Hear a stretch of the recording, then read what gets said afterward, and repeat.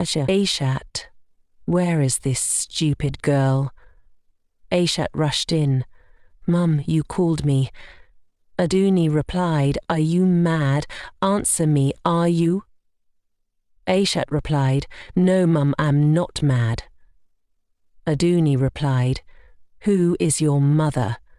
Don't you dare call me Mum. I can never be a mother of a useless and worthless child. You made me shout your name. How many times did I call you? In fact, where is that bucket? She took the bucket of water and pour it on her, Aisha, cried Aduni. Replied, You better finish washing that plate before I come back, or else... Aisha, I don't need to tell you what I will do to you. You know me, Reby. You know what I can do. Aisha, try me, just try me. This is just a taste of the ice block. Stupid girl, let me come back and see you there crying. In the heart of Nigeria, between rolling green hills and the meandering river Niger, lay the vibrant village of Iluoma. The village was a tapestry of earthen huts with thatched roofs, fields of swaying millet, and paths trodden by generations. The sun kissed the land generously, and the baobab trees stood like ancient guardians, watching over the lives of the villagers. Iluoma was a place where everyone knew each other, and the air was filled with the melodious sounds of children's laughter, the rhythmic pounding of yam in mortars, and the distant beats of drums that narrated tales of old.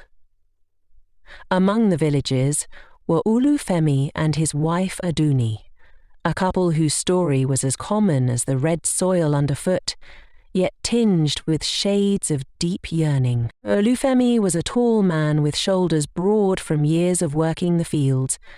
His eyes held a gentle warmth, and his laughter was infectious, echoing across the village like a soothing melody. Aduni, his wife, was as graceful as the egrets that danced along the riverbanks. Her skin glowed like the dawn, and her smile could rival the brightest of stars. Yet, beneath their joyful exteriors lay a silent sorrow. Years had passed since their union, but their home remained void of the pitter-patter of tiny feet. They had no child to cradle, to sing lullabies to under the moonlit skies, or to carry on their lineage. In a culture where children were considered the highest blessing, their empty arms weighed heavily on their hearts. One evening, as the sun dipped low, painting the sky with hues of orange and purple, Olufemi and Aduni sat outside their hut. The aroma of roasting maize wafted through the air.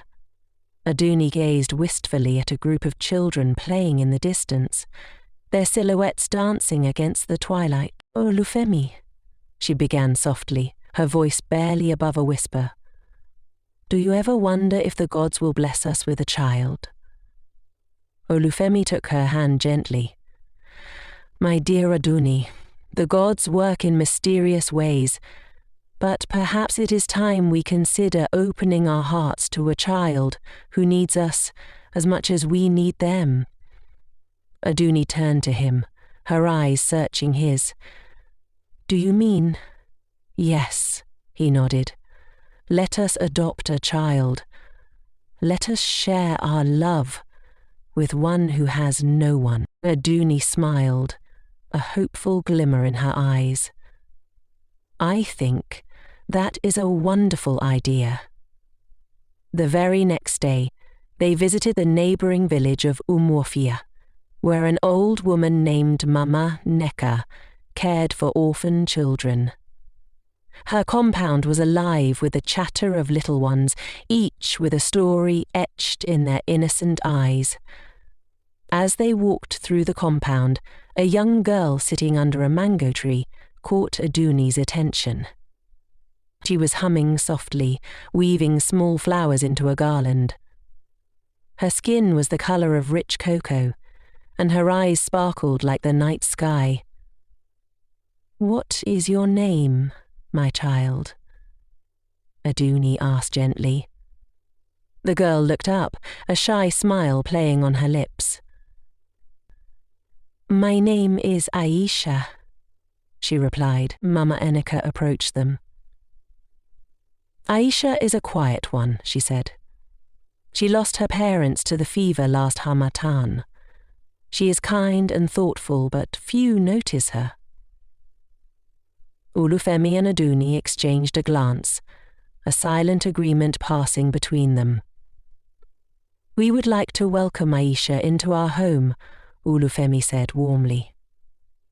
With the necessary arrangements made, Aisha joined Olufemi and Aduni in Iluoma. The village welcomed her with open arms, curious eyes watching as she settled into her new life. The couple's home transformed with her presence. Laughter echoed through the walls, and the once quiet evenings were filled with stories and songs. Aisha was a diligent child. She helped Aduni with household chores, fetching water from the river and learning to cook traditional dishes. She accompanied Olufemi to the fields, observing as he tilled the land and learning about the crops. One night, as they sat around the hearth, Aisha looked up at her adoptive parents. "Thank you for taking me in," she said softly. "I will do my best to make you proud." Aduni reached over and brushed a strand of hair from Aisha's face. "You already make us proud, my dear. You have brought light into our lives." Years passed, and Aisha blossomed into a graceful young woman. She was known throughout Iluoma for her kindness and wisdom beyond her years. She often helped the elders, listened to the troubles of her peers, and shared stories that lifted spirits. One day, the village celebrated the New Yam Festival, a time of gratitude and joy. Drums beat rhythmically as dancers moved in vibrant costumes. The aroma of rich soups and roasted yams filled the air. Aisha participated with enthusiasm, her laughter mingling with the music. Amidst the festivities, Aduni felt a sudden wave of dizziness. Concerned, Olufemi guided her away from the crowd. "Are you all right?" he asked, worry creasing his brow. I don't know," she murmured, her hand resting on her stomach. Days later, after consulting the village healer, they received astonishing news. Aduni was with child. The couple was overjoyed, their long-held dream finally coming true.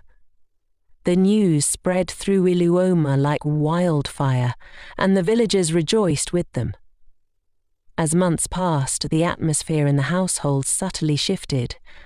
Aduni's attention turned inward, focusing on the life growing within her. Olufemi too was preoccupied, preparing for the arrival of their child. Aisha noticed the changes but tried not to let it dampen her spirits. She continued to help around the house, ensuring that Aduni had everything she needed. However, a quiet loneliness began to creep into her heart. One evening, as the sun set in a blaze of crimson, Aisha approached Aduni, who was resting on a mat outside. "Mother, is there anything I can do for you?" she asked gently. Aduni glanced at her, a hint of irritation flashing across her face. "No, Aisha, I am fine," she replied curtly. Taken aback by the sharpness in her tone, Aisha nodded slowly. "Very well," she whispered, retreating to her room. The birth of the child, a boy they named Ade, brought immense joy to Olufemi and Aduni. The household was filled with visitors bearing gifts and blessings. Ade was a healthy baby, with eyes that mirrored the deep brown of the fertile earth and a smile that melted hearts. Amidst the celebrations, Aisha felt increasingly invisible. She stood at the fringes, watching as her parents lavished love upon their son. She adored her little brother, but couldn't shake the feeling of being an outsider. One morning, as she prepared breakfast, Aduni entered the kitchen with a frown. "Aisha, the porridge is too thin," she scolded. "Can't you do anything right?" "I'm sorry, Mother. I will make a new batch," Aisha replied softly. "Be quick about it," Aduni snapped before walking away. Aisha's hands trembled as she stirred the pot. Tears welled in her eyes, but she blinked them away. She reminded herself that perhaps Aduni was just tired. However, as days turned into weeks, the harsh words became more frequent. Olufemi began assigning her the most arduous tasks in the fields, often without acknowledgement. The warmth that once filled their interactions had cooled significantly. One afternoon, as Aisha carried a heavy bundle of firewood, she crossed paths with Oluchi, a girl from the village. "Aisha, let me help you with that," Oluchi offered. "Thank you," Aisha sighed, grateful for the assistance. As they walked, Oluchi glanced at her friend with concern. "I have noticed that your parents are different with you lately." Aisha forced a smile. "They are just busy with our dead. It's a big adjustment for all of us." Oluchi pursed her lips but said nothing more. She sensed that there was more to the story but didn't want to press. That evening, after a long day of labour, Aisha sat alone by the riverbank. The moon cast a silvery glow upon the water, and the gentle lapping of the waves provided a soothing rhythm. She closed her eyes, allowing the cool breeze to caress her face. "Spirits of the river," she whispered, "give me strength to endure whatever comes." Unknown to her, an old fisherman named Baba Tunde had been observing her.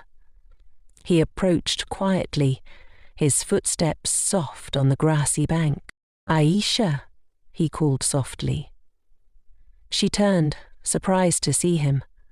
"Baba Tunde, you startled me." "Forgive me, child," he chuckled. "What brings you here alone at this hour?" "I find peace here," she replied. "It helps me think." He sat beside her, his weathered face thoughtful. "You carry a heavy burden for someone so young." She looked away, the facade of strength wavering. "Sometimes I feel as though I don't belong anymore." Baba Tunde nodded slowly. "The heart of man is complex. Joy can turn to neglect when desires shift. But remember, Aisha, the worth of a person is not determined by others' treatment." She sighed. "I try to be patient, to understand, but it's hard when the ones you love push you away." He placed a reassuring hand on her shoulder. "Do not let bitterness take root in your heart. Continue to be the kind soul you are. In time, the truth will reveal itself." Aisha offered a small smile. "Thank you, Baba Tunde. Your words mean a lot." As she made her way back home, she pondered the old man's advice. She resolved to keep helping her family, hoping that things would improve. However, the situation worsened. Aduni began blaming Aisha for trivial matters. If Adun cried, it was because Aisha was too loud. If the food was not to their liking, it was because Aisha was careless. Olufemi too became distant, rarely speaking to her unless to assign more chores. One day, as Aisha was washing clothes by the river, she overheard two women from the village gossiping nearby. "It's a shame how they treat that girl now," one said. "Indeed," the other replied. "But what can she do? She is not their blood." Aisha's heart sank. She realized that the villagers were aware of her plight. Embarrassment and sadness washed over her, and she hurried away before they could notice her. That night, after completing her tasks, she approached Olufemi and Aduni, who were sitting with Adun. "Father, Mother," she began hesitantly, "have I done something to upset you?" Olufemi looked up briefly. "Why do you ask?" "It feels as though you are unhappy with me," she said, her voice trembling slightly. Aduni sighed impatiently. "Aisha, we have a lot on our minds. Stop being so sensitive." "But," she started. "Enough!" Olufemi interrupted sharply. "We don't have time for this." Tears stung her eyes as she retreated to her room. She sat on her mat, hugging her knees to her chest. The weight of isolation pressed heavily upon her. In the weeks that followed, the maltreatment became more overt. Aisha was given meagre portions of food and was chastised openly in front of others. The warmth and affection she once knew were replaced with cold indifference. One evening, as she laboured in the fields long after the sun had set, a soft glow appeared among the cornstalks. Startled, she stepped back, and a gentle voice spoke. "Do not be afraid, child." A figure emerged, cloaked in ethereal light. It was an old woman with eyes that seemed to hold the wisdom of ages. Who are you?" Aisha stammered. "I am Nana Okomi, the spirit guardian of this land," the woman replied. "I have watched over you since you arrived in Ilomar." Aisha blinked in disbelief. "Why do you appear to me now?" "Because your heart is heavy, and your spirit cries out for solace," Nana Okomi said softly. Aisha felt a rush of emotion.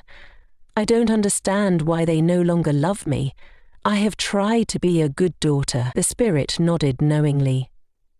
"Sometimes, the hearts of humans are swayed by their own desires and fears.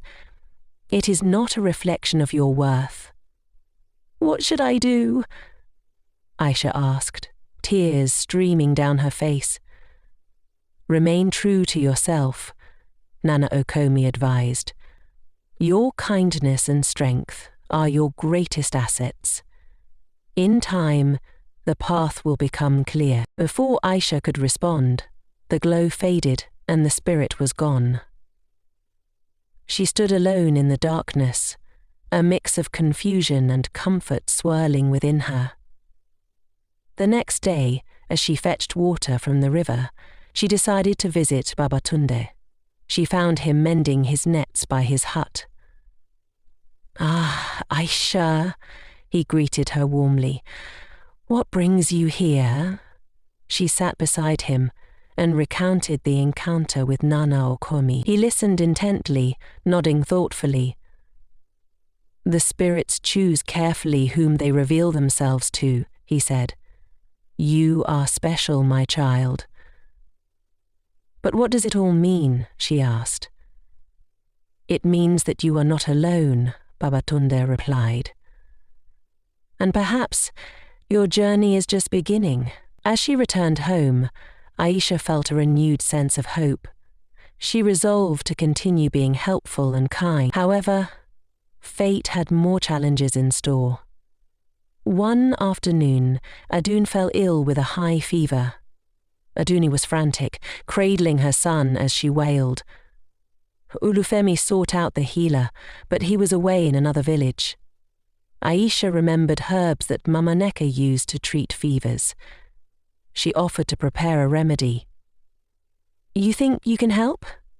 Aduni scoffed. "This is your fault somehow." "Please let me try," Aisha pleaded. "I only want to help Ade." Olufemi hesitated but relented. "Very well. Do what you can." Aisha quickly gathered the necessary herbs and prepared a concoction. She administered it to Ade, praying silently for his recovery. Throughout the night, she stayed by his side, cooling his forehead with damp cloths. By dawn, the fever had broken. Aisha quickly gathered her little sister. Olufemi hesitated, and his eyes fluttered open. "He's better," Aisha whispered, relief flooding her. Aduni rushed to his side, joy replacing her despair. Olufemi embraced his wife, their faces alight with gratitude, but when they turned to Aisha, their expressions hardened once more. "Don't think this changes anything," Aduni said coldly. "You are still just an orphan we took in." Aisha's heart ached at the harsh words. She nodded silently and left the room. Outside, she gazed up at the morning sky, hues of pink and gold, painting a new day. She wondered what more she could do to earn their acceptance. As the village stirred to life, whispers of Ida's recovery spread. Many praised Ida's quick thinking and knowledge of healing herbs, and one of the elders, Mama Efe, approached her in the market. "You have a gift, my child," she said kindly. "Perhaps you should consider training as a healer." Aisha smiled softly. "Thank you, Mama Efe. I will think about it." The idea intrigued her. Helping others had always brought her joy. Maybe this was the path Nana Okomi hinted at. That evening she broached the subject with Olufemi and Aduni. "I would like to learn more about healing," she began cautiously. "It could benefit our family and the village." Olufemi shrugged indifferently. "Do as you wish." Aduni barely acknowledged her, focused on feeding Ade. Feeling dismissed yet again, Aisha decided to seek guidance elsewhere. She approached Mama Neka, who was known for her wisdom in traditional medicine. "Mama Neka, would you teach me the ways of healing?" Aisha asked respectfully. The old woman smiled warmly. "Of course, my dear. I have been waiting for you to ask." Over the following weeks, Aisha immersed herself in learning. She gathered herbs, studied their properties, and assisted in treating villagers. Her natural aptitude shone through, and she found a sense of purpose that filled the void left by her family's rejection. One day, while collecting plants in the forest, she encountered Nana Okomi once more. "You are embracing your destiny," the spirit observed. Aisha bowed her head. "I feel more at peace now. Thank you for guiding me." "Remember, Aisha," Nana Okomi said, "the journey ahead will have challenges, but your spirit is strong." As the spirit vanished, Aisha felt a surge of determination. She knew that her path was unfolding, even if her family did not support her. Back in the village, word of her healing abilities spread. People sought her out, grateful for her help. Yet, Olufemi and Aduni remained distant, their hearts hardened. One evening as she returned home, she overheard them speaking. "She's becoming too confident," Aduni complained, strained mood. "People talk about her as if she is something special." Olufemi grunted in agreement. "We must remind her of her place." Aisha's chest tightened. She hadn't realized that her growth caused them discomfort. Quietly, she slipped away, deciding to spend the night at Mama Neka's compound. When she arrived, Mama Neka greeted her with open arms. "Come in, child. You are always welcome here." As they sat by the fire, Aisha shared her troubles. "I don't understand why they resent me so much," Mama Neka sighed. "Sometimes, When people carry pain or insecurities, they project it onto others. It is not your fault.